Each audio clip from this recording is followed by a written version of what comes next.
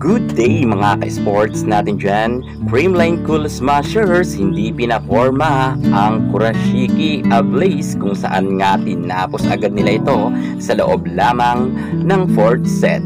Medyo kinapos lang sa 3rd set ang Creamline Cool Smashers, ngunit naka-recover nga sila pagdating sa 4th set, at dito ay hindi na nga nila pinahabol pa ang defending champion na Team Japan, kung saan mas ginilingan ni Michelle Gumabao at ng buong team. Grabe talaga itong si MG, ang lalakas ng palo kanina, at si Eric Stanton ay sobrang lakas talaga ng kanyang mga spike rin. At kitang-kita natin na ang head coach nga ng Ablaze ay talagang mukhang hilong-hilo nga kung ano ang kanyang gagawing diskarte, sapagkat hindi niya nga mabasa ang play ni Kyle Negrito. Grabe kasi itong si Kyle Negrito.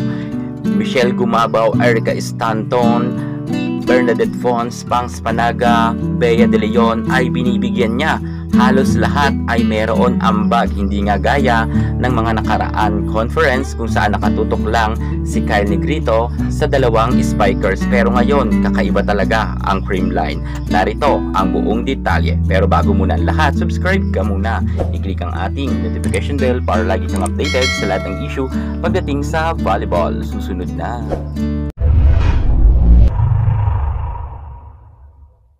Kurashiki Ablaze nahirapan nga sa mga services ng Creamline Cool Smashers. Grabe talaga ang bibigat ng services nila Michelle Gumabao, Erica Stanton, Bernadette Fons, Pangs Panaga at BDL. Lahat halos sila ay naka-score nga sa kanilang pagsiserve.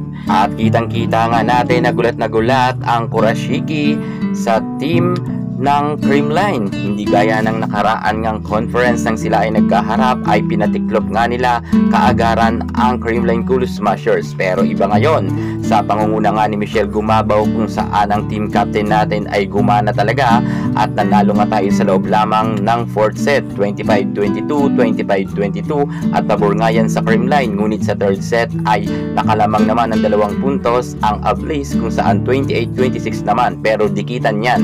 Pero pagdating sa 4th set ay hindi na nagpahabol nga dito ang team nga ni Michelle Gumabao, kung saan nanalo nga tayo sa score na 25-21. Hirap na hirap ang nasabi nating Kurashiki Ablaze na tapatan nga ang mga spikers ng Creamline Cool Smashers.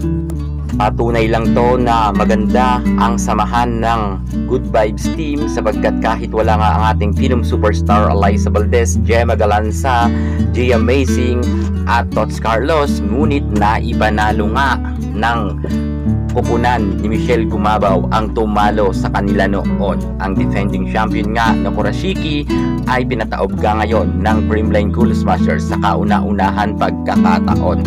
Sobrang handang-handa ang team nga ni Coach Sherwin Meneses at mukha talagang sila ang magcha-champion ngayon conference. At si Michelle Gumabao nga ang tinaguriang player of the game ngayon ngang laban nila kontra sa Kurashiki. I hope na sana si MG naman ang maging MVP ngayon.